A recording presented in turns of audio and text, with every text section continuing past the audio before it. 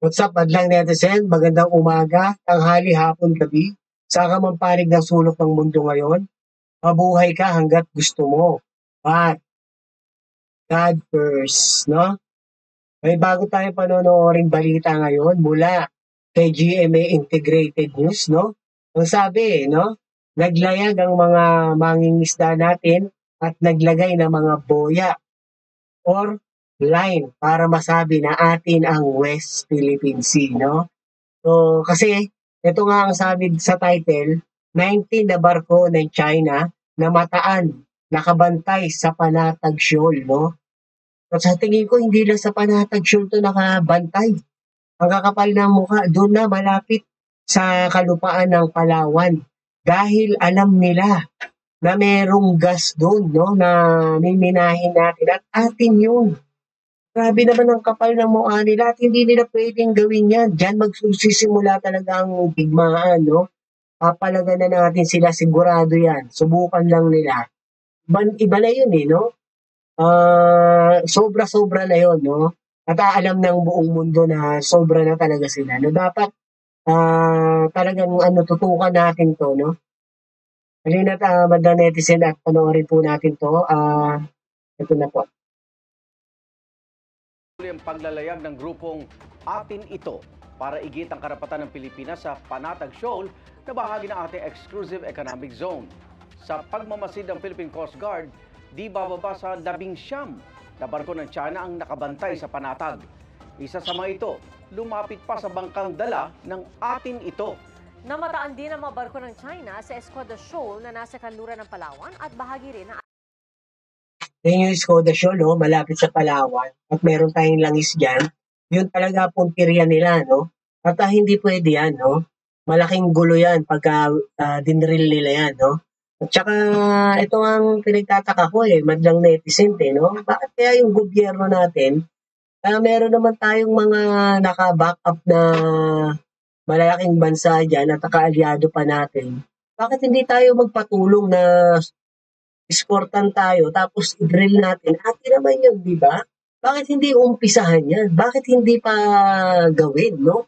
At uubos na nga daw yung langis natin sa Lampaya. Ika nga ni, di ba, Antonio Carpio, no? Na nagsasabi dito mamaya nandiyan siya, no? Kaya, ewan ko ba, bakit hindi ba pinag-iisipan to ng mga nandiyan sa West Philippines nating mga kasundaluhan at sila PBBM, di ba? Dapat inaani na natin yan, dinidrill na natin yan eh. Kailan pa? Pag wala na tayong alay, edi mas lalong hindi natin na-drill yan.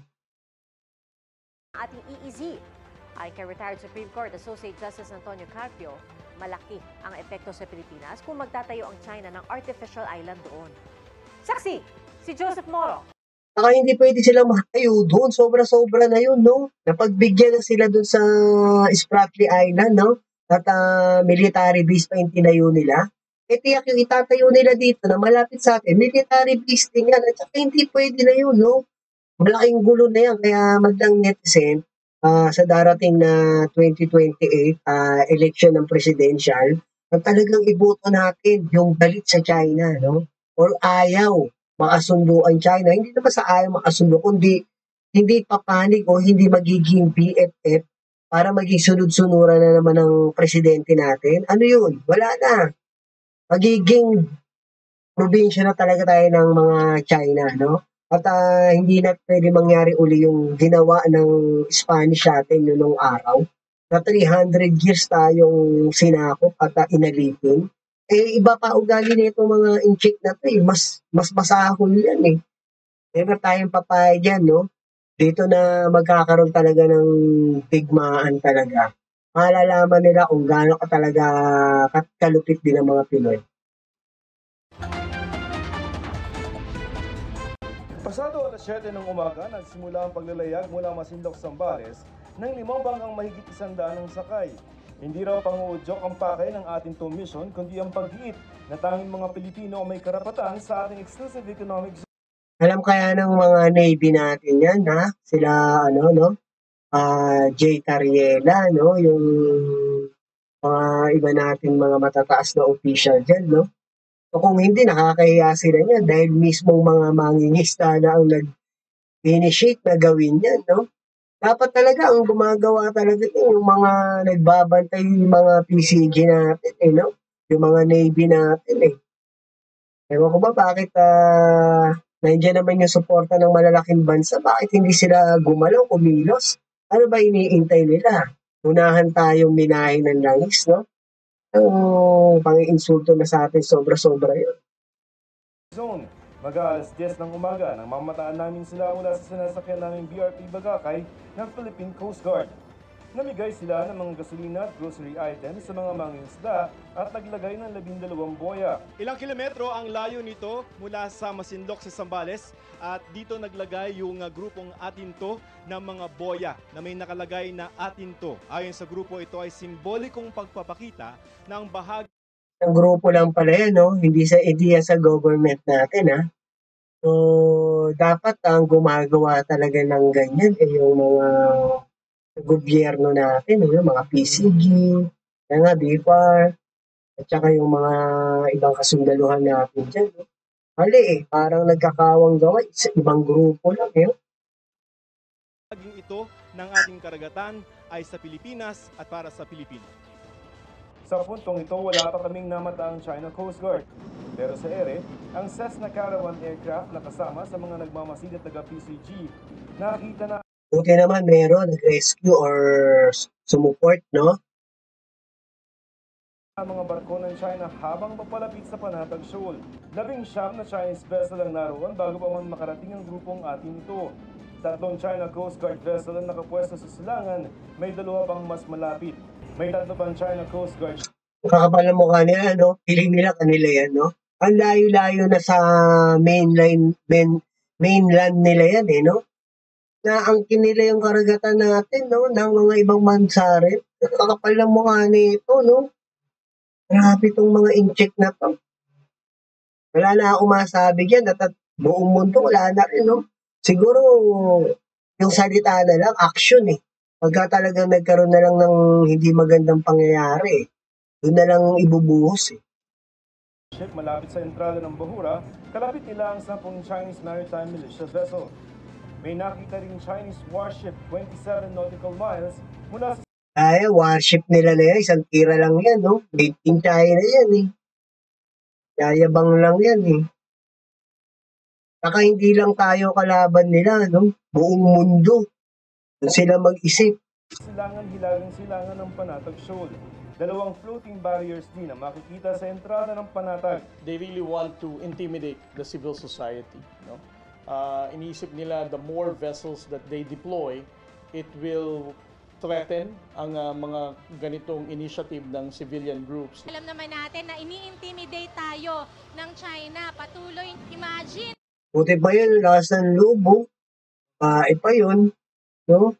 Kasi mga PCG natin, Winawater ka sila ng mga China Coast Guard, CCG.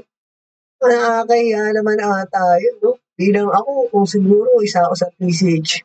Grabe, durog ang puso ko. No? parang hindi ka makapayag na doon ka sa teritoryo mo, ginaganong-ganong ka, tapos biglang diplomat protest ka lang, no?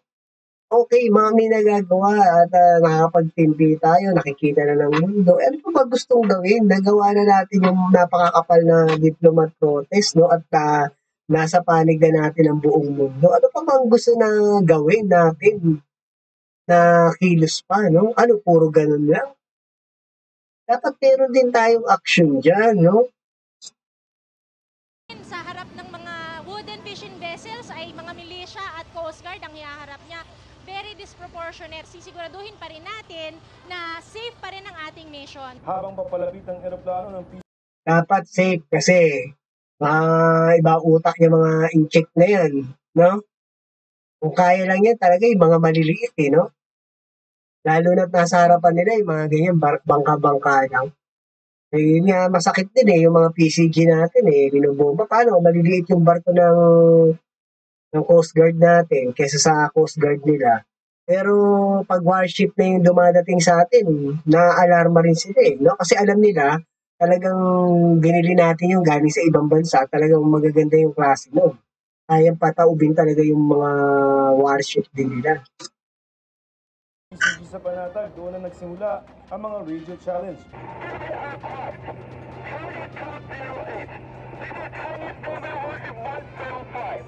So, sovereignty over the island. Kapal din ang mukha ng mga enchik na yun, tsaka yung nagsasalita na yun. Baka nga hindi niya naiintindihan yun, binabasa niya lang yun. 4 na beses ang Radio Challenge.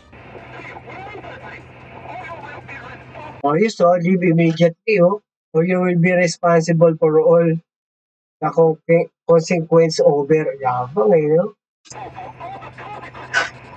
Our Coast Guard pilot also challenged the PLA Navy warship for more than 5 times. Bandang alas 6 ng gabi, kita na rin namin ang mga barko ng China sa Panatag. Halos 2 kilometro lamang ang layo ng 2 barko.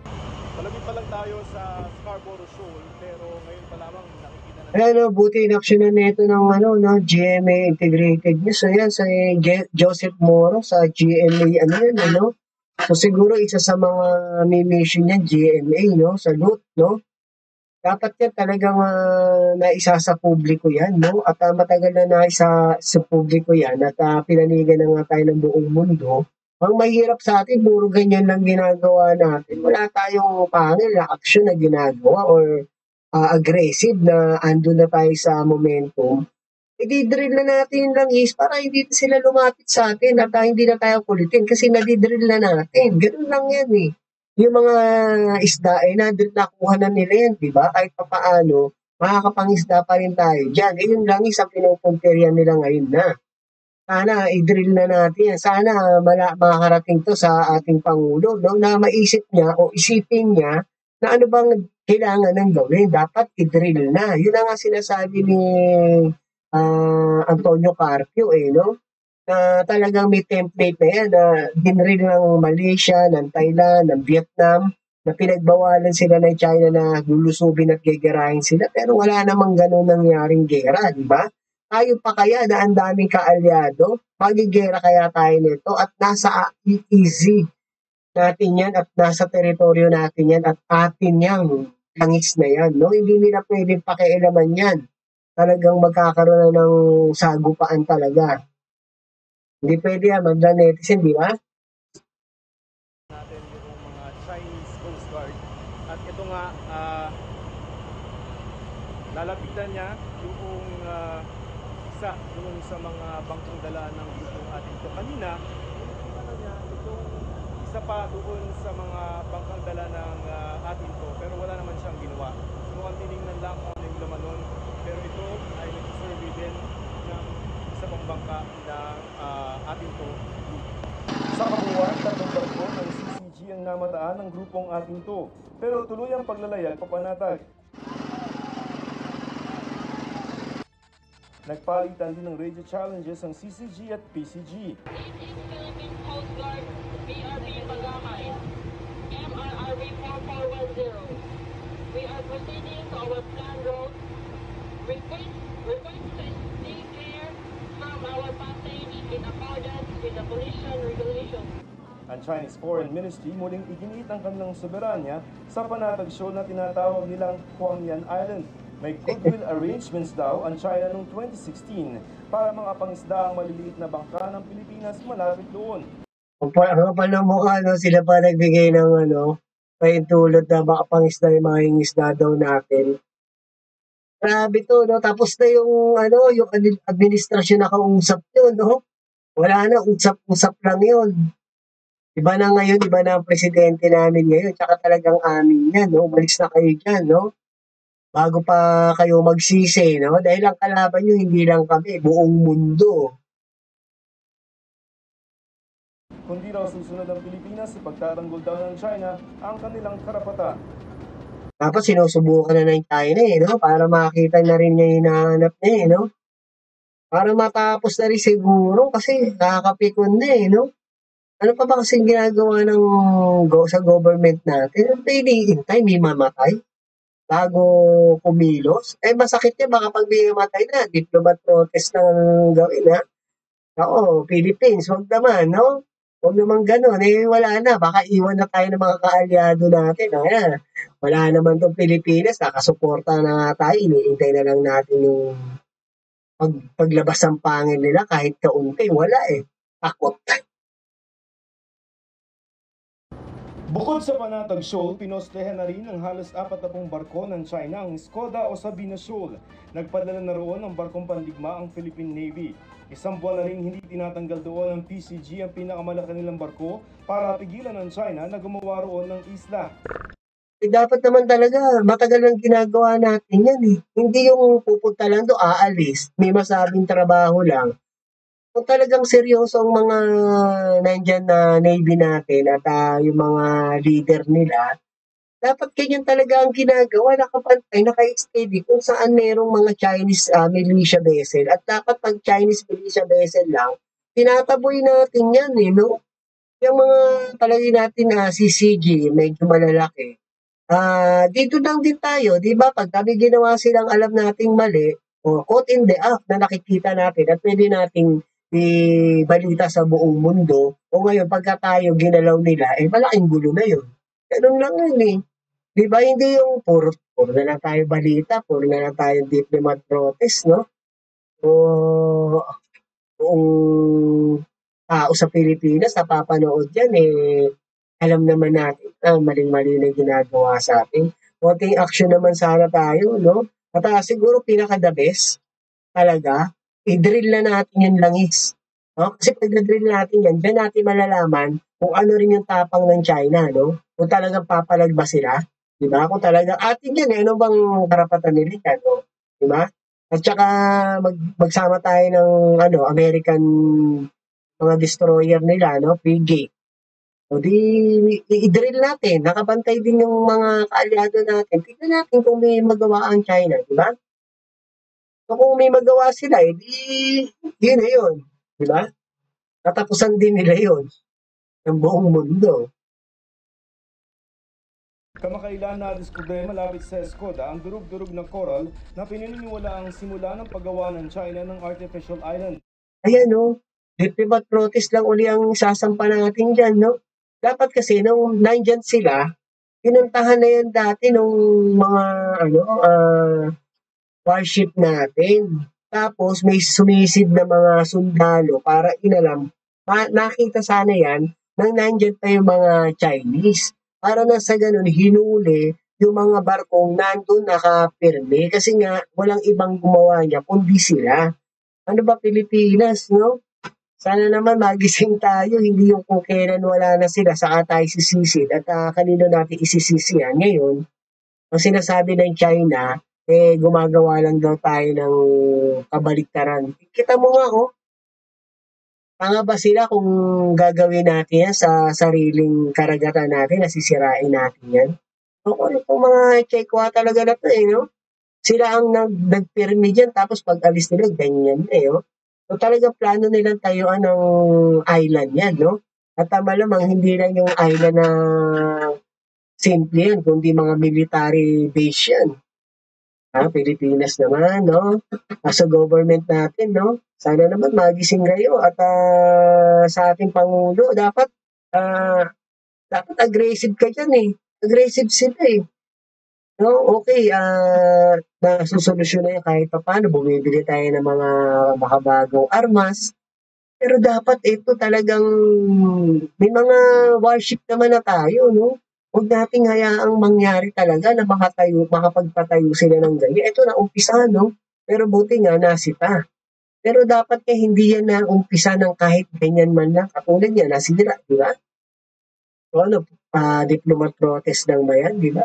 Dapat yan talagang komprontasyon na yan, eh. At ang umano'y Chinese divers na galing sa 3 research vessels ng China na tila sinusuri na ang parteng yun ng dagat. Nakakapal na mukha, oh. Ayan, sinusuri nila yung langis natin dyan, eh. Ako, sarap talagang magbigay ng bad words dito sa mga to, eh, no? Kaso mayayari lang tayo ni YouTube. Ano eh, madla netizen, bawal kasi yung no? Pero Grabe to, mga to.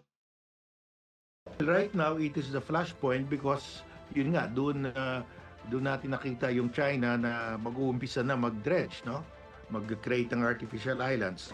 Ayon kay retired Supreme Court Associate Justice Antonio Carpio, malaki ang epekto sa Pilipinas kung magtatagumpay ang China na magtayo ng artificial island doon.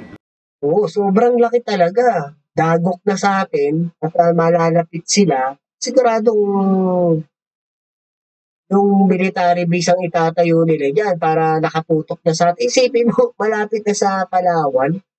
Eh, natatanaw na yan eh, pag nasa Palawan ka eh, no? Huwag naman sana, no? Dapat hindi pumapayag ang, ano natin yan, PCG natin dyan pag ginagawa nila. Diba? Dapat nagbabantay kayo dyan. Wala na yung nangyari na yan, hindi nyo, wala yung kalam-alam. Napaka-imposible naman yun, no? Malapit pa dito sa Palawan. May outpost sila, pwede nila bantayan 24 hours a day yung Reed Bank. Reed Bank is rich in gas. Ang estimate natin, 2 to 3 times larger than Malampaya. Grabe, no? 2 to 3 times larger sa Malampaya. Eh, yung Malampaya natin, ang tagal natin pinakinabangan na until now, doon pa rin tayo kumukuha, pero paubos na. Ito si Antonio Carpio na to, magaling to eh. At siya na rin nagsabi na dapat i-drill na. So bakit ba hindi i-drill, no? Sa government natin, nananawagan po tayo, lalo-lalo na sa ating Pangulo, no? Na sana makarating po sa inyo yung mga ganitong pangyayari, no? Na dapat i-drill na natin yan, i-set up na yan, paghandaan na yan. Eh, ang ginagawa ng China ngayon, kita mo, uunahan pa tayo sa sariling teritoryo natin. Parang kakahiya naman tayo yan at sa mga sumusuportang bansa sa atin, ginaganito na tayo, nakasuporta na sila. Wala man lang tayong ginagawa, di ba? So, i-drill na natin. Doon na lang siguro, i-drill natin para malaman lang natin kung hanggang saan din yung tapang din ng China at yung ano yung talaga yung pwedeng gawin nila sa atin, di ba? Pag na-drill na natin yan, aalis na yung mga yan. Alamang yan. At wala silang magawa. At kung meron naman silang gawin, nakahanda rin naman tayo at ng buong mundo. Anong magagawa nilang laban? Diba? Matatakot din yan. Yung Malampaya supplied us for about 25 years with gas. Yung gas dyan, 2 to 3 times larger. So it could even last up to 75 years. Malapit lamang din ang Grabe 75 years Diba? Talagang pipilit ang mga inchik yan dahil alam nila kung gaano karaming langis ang nandyan, no? Geothermal gas pa nga tayong makukuha dyan, yung pinakamagandang klaseng langis, no? Hindi pa natin minahin yan. Dapat umpisahan na yan next month. Escoda Show sa Ayungin Show, kung saan nakasadsad ang BRP Sierra Madre na may mga sundalong Pilipino na hinahatiran ng pagkain at ibang supplies. It will be easier for them, no, na tuluyang harangan ang ating resupply operation sa Ayungin. Katabi naman ng Ayungin ang Mischief Reef o Panganiban Reef kung saan may base militar na ang China. Kaya kung makakagawa ang China ng isla sa Escoda Shoal, mapapagitnaanan nila ang Ayungin at BRP Sierra Madre. Sa tingin natin, ginagawa nila is quiet encirclement. And at the same time, para mapalubog din nila yung BRP Sierra Madre na nandun sa Second Thomas Shoal. Hinihingan namin ng pahayag ang China pero nauna na nitong itinanggi na nagtatayo ito ng artificial island sa Escoda. Kapala mo ka, itinanggi pa, no? Kitang-kita ko ano nangyari doon sa mga corals natin, no? Ganyan nangyayari pagka mag-uumpisa ng isang isla, pinapatay nila yung corals. Ginagawa nilang ano yan, buhangin, di ba? Tapos tatambakan nila ng maraming buhangin yan, no? Na talagang, ayan, hanggang sa mabuo yan, no? Pero hindi nila pwedeng gawin yan, no? Kaya ito nga, dapat hindi na nila nagawa yung ganyang bagay na yan. Muntik na, di ba? So, dapat hindi na umalis yung mga warship natin dyan, no? Para sa ampat, bumili tayo niyan. Gamitin na, naka-ready tayo. Naka-ready naman sila eh. Nakakainis lang magla-netizen, pasensya na kayo. Kasi talagang nakakapiko na kasi yung ginagawa ng mga China na to. Hanggat hindi kasi tayo nagpapakita ng pangil sa kanila, mas lalo sila nagiging aggressive sa atin. Mga takot din yan. Dahil ang kalaban nila, hindi lang tayo. Alam nila yan, no? Dapat pinapalagan na natin yan. Diba? Unang-una, i-drill natin yung langis. Dapat itong government natin, naiisip na yun at dapat ginagawa na yun. Ngayon na, itong susunod na buwan, hindi na patatagalin na itong taon na to. Hindi ganun. Next month na agad.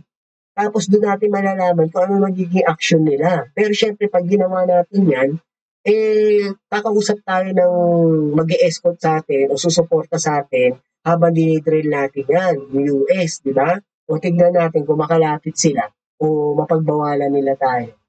Kasi doon lang, hindi na nila magagawa yun eh. Kasi isipin nila, malaking gulo na yun, yun ay paninimulan. Takot yan. Hindi sisimula ng gulo yan, no? Hanggat kaya lang manduro niyan at makuha nila ng ganyanan yung langis natin. Yan lang habol niyan, yan langis. Dapat i-drill na natin, no? Ano pa ba yung dapat natin iniintay dyan? The show. Para sa GMA Integrated News, Joseph Morong ang inyong saksi. Mga kapuso, sama Brother Netizen, pasensya na kayo na medyo nakaka-high blood lang kasi yung mga ginagawa sa atin ng mga Chino na to. Sobra na eh. Pang-aabusong sobra na. At talagang halos ipinasok na nila ng todo-todo yung sila. Di ba malapit na sa mainland ng Palawan natin yan at balak nila magtayo na naman ng artificial island na military base yan malamang na hindi yan pwede kahit na hindi military base yan. Wala silang karapatan dyan, umalis sila yan, no? At dapat unahan talaga na natin, i-drill ang langis. Yan ang pakay talaga nila. So bakit di ba nakikita ng gobyerno natin yan? Bakit di ba naiisip? Samantalang si Antonio Carpio, yan na ang ginigiit, no?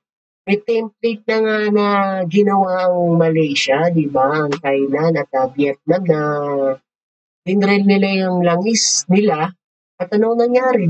Walang gerang nangyari at kita mo yung bansa nila umasenso, no? So dapat pag na-drill naman natin langis na yan, ilabas naman ang death penalty para sa korupsyon. Dahil baka makinabang lang ng mga langis na yan, yung mga nasa politiko, no? So dapat yan sa buong Pilipinas makinabang yan, madlang netizen, di ba? Tayong lahat, no? Napakalaking pera yan at dyan yayaman ang ating bansa, no? Magtayo tayo ng maraming bahay para sa mga walang tirang mga Pilipino, no? At bumili tayo ng malalakas na gamit na pandigma at ayusin natin lalo at paramihin natin yung mga subway natin, no? Mga train station at mga kalsadahan, no? At tulay. Ganon. Ayun lang, magandang netizen, si Tio Paing po ito, nagsasabing, life is short, be happy, no? Hindi ganyan, na puro sakim, kinakampan ng kanila, lahat, di ba? So, word peace lang, no? Word peace. Salamat po.